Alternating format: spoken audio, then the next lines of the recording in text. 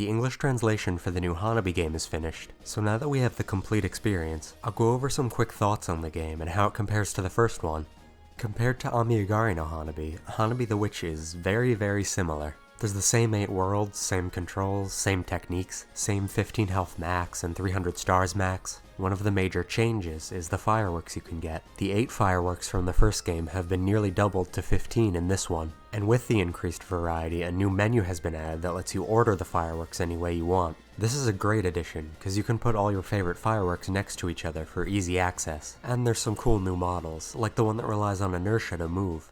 Most of the bugs from the first game have been fixed, although there seem to be a couple that still work here. You can still do the handheld animation bug, and more importantly, you can still do stored jumps. I don't think you can do a stored jump off regular NPCs now, but you can still do it off of forced dialogue triggers. Somehow it ended up looking more broken than the first game, cause Hanaby now floats there during the dialogue, and in this World 2 dialogue where Hanaby moves, you get something truly magical.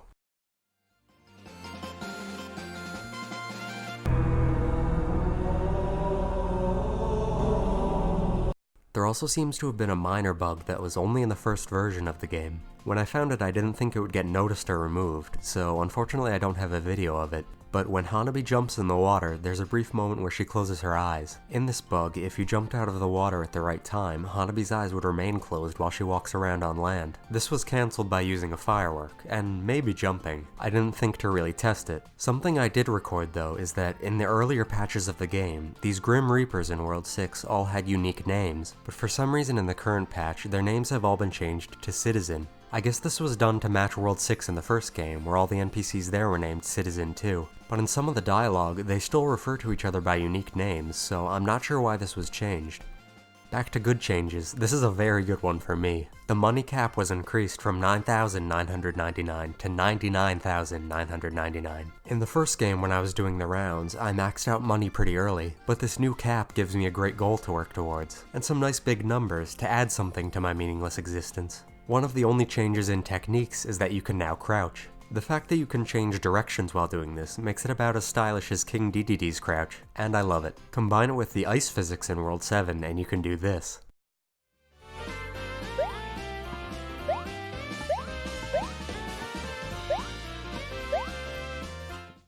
Technology sure has come a long way. World 2 introduces the card puzzles, and I like this edition of puzzles, even if most of them are small and can be skipped. Except for this one. Look at this shit. What am I even looking at here? Thankfully it's optional, but I had to brute force guess just to get through this one. Overall, the difficulty of which seems to have been increased a bit from the first game, which I greatly approve of. There are attacks and obstacles in the first round that actually do more than 1 damage, and there are some parts that are harder than anything the first game could throw at you, like this hellish room in World 7, and the boss gauntlet in World 8 with no checkpoint. The story of the first game was really short and simple, but it became memorable to me, and it seems like the story of Witch will be too.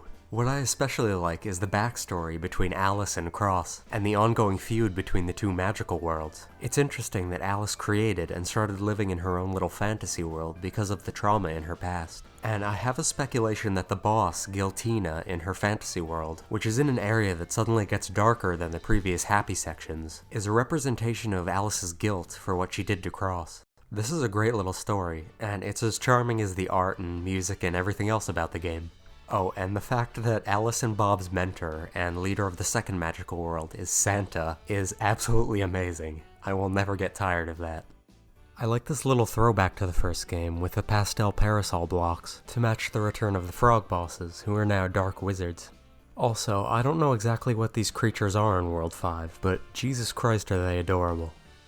So overall, I definitely think this game is an upgrade to the first one. I would have liked it if it had taken more risks and not been quite so similar to the first game, but there's no point in ruining a good thing if you already have it. Another minor complaint would be, I just don't think the music in this one is quite as catchy as it was in Amigari. It's still good and fitting for the game, and I got the OST, but there's nothing in this soundtrack that has stuck with me quite as much as something like Candy Clouds or Humidica.